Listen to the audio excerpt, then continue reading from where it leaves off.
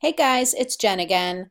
I am here to just do a really quick tutorial. It's kind of like a Picmonkey tutorial. It's not really, but just to give you an idea of how easy it is to make your images the exact size that you need them for the different social media profiles that you have. You may be aware of the fact that every social media platform actually prefers its own size of featured image, and that can make your life kind of difficult, but there are ways to use different image sizes. You can use a featured image that is a Facebook size and have an image on your site. That's a good Pinterest size. Some people put more than one image on their site. It's really up to you how you do it. Using the Yoast plugin, you could put an image that is the right Facebook size. You can just upload it directly through Yoast while keeping your featured image a pinnable size is really a great way to do that.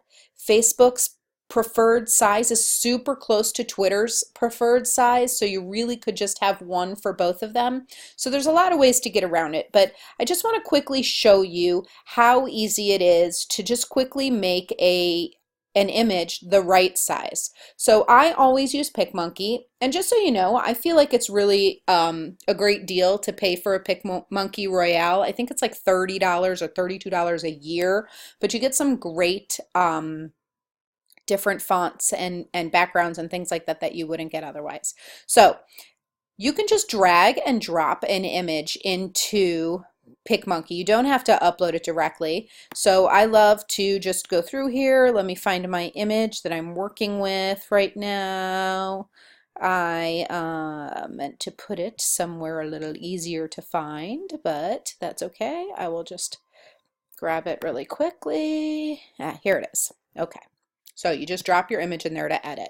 Okay, so here's the deal. The correct image size for Facebook is 1200 by 628.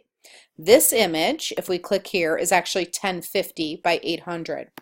I'm going to resize it to the 1200 wide right away. And what Picmonkey does right here is it changes it proportionally, which you do want it to do, okay? So it'll change that proportionally, and I'm going to hit apply. Now, in order to get the other dimension correct without making the image all wacky, I'm going to widen all the way. I clicked the crop button there. Sorry, I wasn't very clear about that. I clicked the crop. I'm going to widen it all the way. I'm going to go back and check again. It was 628. I'm going to put 628 right in here. So now I have 628, okay? So here we go. I'm going to use this image of the ruler because I'm being clever. We're doing Facebook sizes. And then I'm just going to add text, and I'm going to say that this, so I'm picking this, see, this is a Royale text. You can't have this if you don't pay for Royale. I'm going to add my text, and I'm going to say the best social media image sizes for your blog posts. And because we have such a large image now, we can click that. We can go over here. We can increase the size. Look at that. I'm going to drag it. I'm going to resize it. You can do all kinds of things with Picmonkey. It's really easy. Whenever you're working, the text box jumps around a little bit. So I'm going to change. You have to highlight the text before you can do anything. So you can just click in there to highlight it. I'm going to change it to white because I think white's going to show nicely. And I'm going to do another little trick that you may not know about. I am going to change the font on just a couple words. Font pairing is a really great thing to be good at.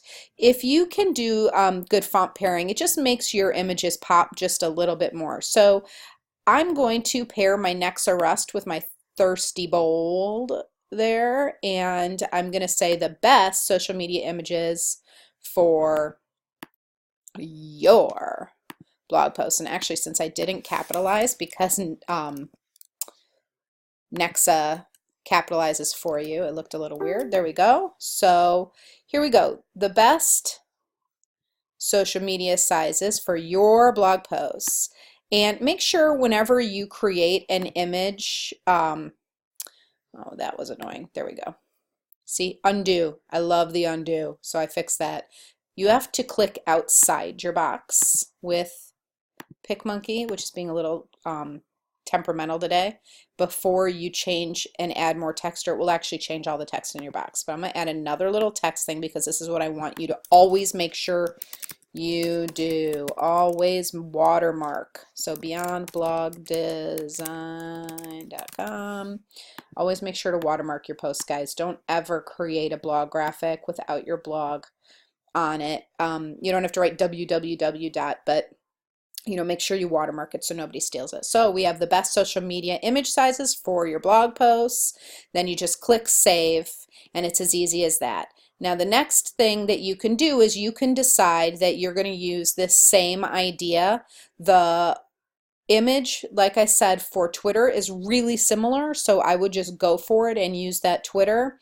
Pinterest is completely different. So if you're going to get into a Pinterest, which the size for Pinterest is 735 by 1102, so one of them was obviously a horizontal rectangle, and now we're talking about a vertical rectangle. So what I wind up doing is I wind up backing up out of everything, so I always make sure to save. And once you save this, it'll pop back to the normal screen. I have actually already created this image, so assume I saved it. I'm going to hit cancel now, and I'm actually going to back out of this all the way. So you're going to see all my little changes, but I like to do it this way because it's a little bit easier than tracking my image down right now. And we're even going to go back to its original size. Okay, so here we are with the original. And what we're going to do now is the exact same thing we did before with the resizing tool is here where it looks like crop. We go to resize, so it's showing me that it was 1050, but as we see, if we go over to, there you go, I got a phone call in the middle of my little screencast here. If you go over here, the Pinterest size is 735. See, I'm human too, and my mom calls me in the middle of stuff. So 735 wide. You know what? That's not really going to work for me, is it? Because that only makes it 560 long. So either I need to look for another image, or I need to see if I can do something a little different. Maybe I'm just going to crop it differently than the other one that I did. Let's see. We are going to go, and what was it again? 1102 long. What happens if we go there? What happens if we make this 1102? Okay, I'm going to apply that. So it's 1102 now. In the vertical, okay, is 1102, which is the 1102 we want, right? This time I'm going to crop the opposite direction of what we did for our last post, okay? So here I have the 1102, and we need it to be 735 wide. See, even I have to have a cheat sheet. I can't memorize all these numbers because they're always changing, and I'm going to look at that. So this is 735 by 1102, and I'm going to find a little area that I think is a nice crop for this, and I'm going to apply. And now this will be my Pinterest image, and I will do the same thing that I did before, where I will create a little bit of text that is just the, maybe we'll just write, create the perfect sized Pinterest image, and just drag it, and we can make the size of the font a little bigger. Maybe we'll go for 72, 96, there we go. Okay, and this is a great graphic for Pinterest. We could give it a little more interest, but I'm not going to take your time up. I will definitely put my blog watermark here, and I think this is a great size and a great graphic for Pinterest. So you can upload this as your primary graphic or make it your featured when you're doing your blog post. Create this as your featured image.